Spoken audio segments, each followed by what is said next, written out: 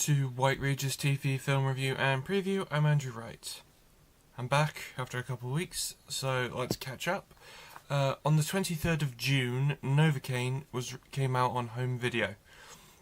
The film is an action comedy film starring Jack Quaid as a bank employee with a genetic disorder that prevents him from feeling pain when his co-worker and love interest is taken hostage by a group of bank robbers. So he chases them down in a John Wick style quest of revenge. The film also stars Amber Midthunder and Jacob Batalon. The film was released in March to success with critics. They liked it, and a bare amount of box office success. It might have made, I think it only just barely made money. So I didn't see the film until this week because I was on holiday when my copy arrived. So I watched it for the first time and I thought, it's not perfect. There's at least 10 minutes that could be shaved off. The film is 10 minutes too long. But the film is saved by the fact that Jack Quaid is an insanely likeable screen presence in literally everything he does, like Star Trek Lower Decks, The Boys, the film Rampage he did with Dwayne Johnson. I gave the film 3.5 stars out of 5. Novocaine is on home video now. On Monday, a Minecraft movie came out on home video. The film is an adaptation of the 2011 video game and stars Jason Momoa, Jack Black, Danielle Brooks, Emma Myers, and Sebastian Hansen. The film revolves around 4 misfits who get pulled into a cubic world, and they must go on a quest to get back to the real world with the help of the expert crafter Steve. So the film's released in April to mixed reviews from critics, but it was a runaway box office success. I was never looking forward to the film because the trailers made it look like a $200 million April Fool's joke, and I think that Minecraft is unadaptable. But the film was honestly even worse than I was expecting. The script is audible diarrhea, the cast of buffoons, and the visuals failed to excite any Minecraft fan. The film doesn't even fit into the so bad it's good category. Instead it's straight up trash, like a constant April Fool's joke we're forced to live with the consequences of. I gave the film 1 star out of 5, and I think everyone involved in the film should be ashamed of themselves.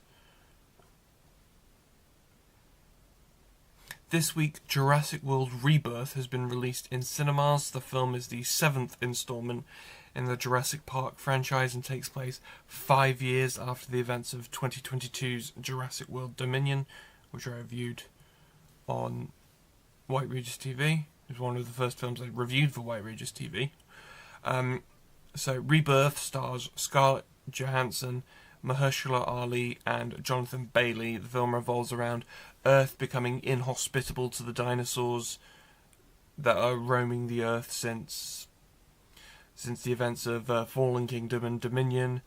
So a pharmaceutical company sends a team led by Scarlett Johansson's character to a secret InGen Island facility to retrieve samples, but on this new island there's a bunch of mutated dinosaurs.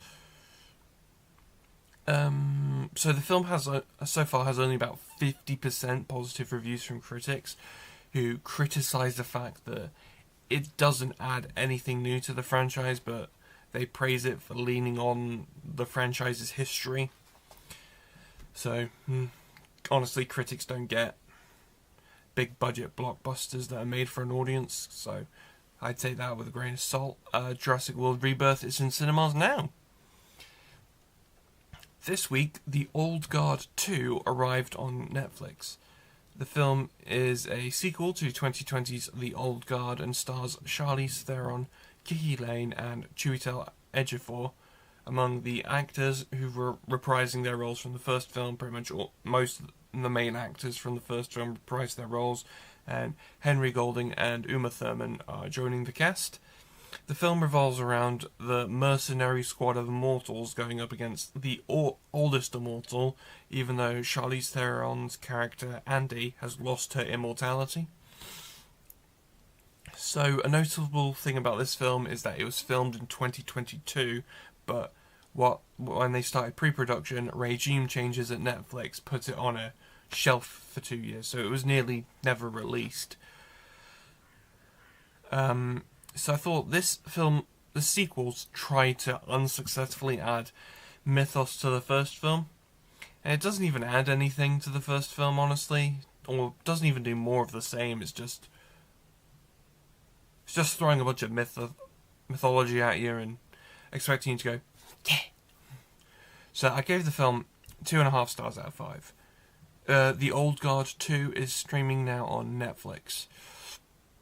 This week, the action comedy film Heads of State arrived on Amazon Prime Video.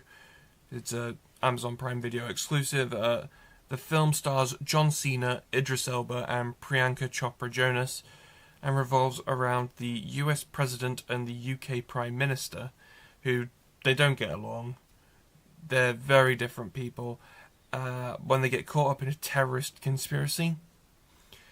The film received mixed reviews from critics, but the trend is towards positive, with critics saying the film is just stupid fun. It is kind of pretty much just stupid fun. So I watched the film. I really liked how great of a duo Senna and Elba are. That's part of what elevates it to stupid fun. But I felt that the film just asks you too much to suspend your common sense in order to make the story work. There's a scene where Senna and Elba are, they're trying to they're in the middle of Belarus trying to save themselves, and they encounter like a bunch of thugs who have no idea who they are. It's like, John Cena plays the President of the United States, literally like one of the most famous positions in the world. And you don't even in Belarus, which is an unfriendly country, you don't recognise this person. It's like, okay, how does that work? I gave the film 3 stars out of 5. That's all I have for this week, but be sure to check back next week where I'll be talking about James Gunn's Superman. I'm not sure if there's much else coming out next week. I might just pull a few reviews out of a hat and talk about them, but it's because I think it's just pretty much Superman at the moment for next week. But anyway, see you next time.